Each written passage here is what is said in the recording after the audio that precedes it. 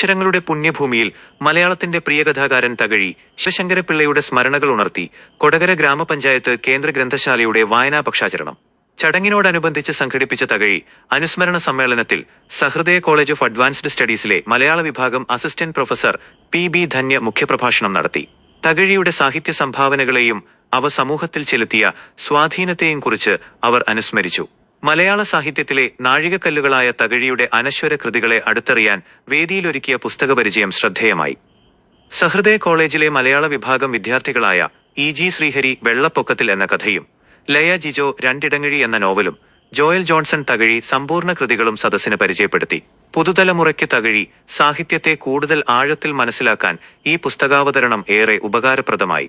Kodakara GHSS പ്രധാനാധ്യാപകൻ KK Thajudheen, അധ്യാപിക KK Sheela, librarian Sushama T Shanthan, PK Kanakamani എന്നിവർ ചടങ്ങിൽ ആശംസകൾ നേർന്നു സംസാരിച്ചു. വായനയുടെ പ്രാധാന്യവും തകഴി കൃതികളുടെ സമകാലിക പ്രസക്തിയും ചർച്ച ചെയ്ത സാഹിത്യ സദസ്സിൽ നിരവധി പുസ്തകപ്രേമികളാണ് പങ്കെടുത്തത്.